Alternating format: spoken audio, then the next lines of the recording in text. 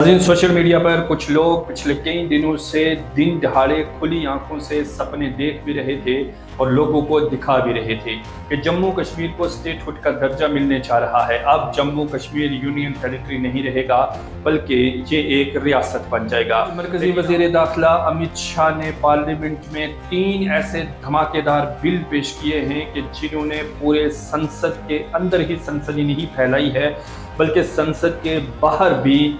सनसनी फैल गई है। पहले द कॉन्स्टिट्यूशन 130 अमेंडमेंट बिल 2025, दूसरे नंबर पर the government of union territory amendment bill 2025 और तीसरे नंबर पर the Jammu and Kashmir reorganisation amendment 2025। Amit Shah की तरफ से पेश किए गए तीनों बिल्स की इस वक्त अपोजिशन की तरफ से कड़े अल्फाज में मजम्मत की जा रही है। एक बिल में बताया गया है कि अगर कोई भी प्रधानमंत्री हो, कोई चीफ मिनिस्टर हो या फिर कोई मिनिस्टर हो या किसी भी लेवल का कोई बड़ा अधिकारी हो, पॉलिटिशियन हो, अगर वो किसी क्रिमिनल केस में गिरफ्तार होता है, गिरफ्तार होने के बाद जो उसका केस है उसकी सज़ा अगर 5 साल बनती है और 30 दिनों तक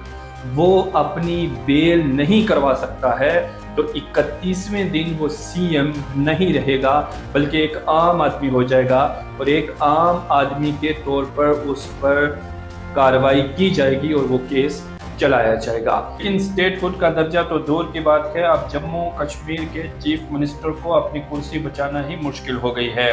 और अब इन बिलों को कमेटी की जानिब भेजा जाएगा और कुछ ही दिनों में हो सकता है इन बिलों को मंजूरी भी मिल जाएगी। अपोजिशन ने इस बिल की कॉपियों को फाड़कर अमित शाह की तरफ फेंका और अमित शाह के चेहरे के करीब इस बिल के गिरते हुए टुकड़े आज संसद में दिखाई दिए। संसद के बाहर भी इस बिल का विरोध हो रहा है। आपको याद होगा कि दिल्ली के सीएम अरविंद केजरीवाल 6 महीने तक जेल में एज ए सीएम रहे थे और जब उनसे पूछा गया था कि आप ओहदा छोड़ क्यों नहीं देते तो उनकी तरफ से कहा गया था कि सीबीआई इनकी है, सारे इदारे इनके हैं, ये जब चाहे किसी पर आरोप लगा देंगे, उसे जेल में डाल देंगे और इनकी मंशा के बगैर कोई जेल से बाहर नहीं निकल सकता है। ये उस वक्त के दिल्ली के चीफ मिनिस्टर अरविंद केजरीवाल की बात थी। इसी तरह के मिलते जुलते बयानात इस वक्त दीगर इलाकों के जो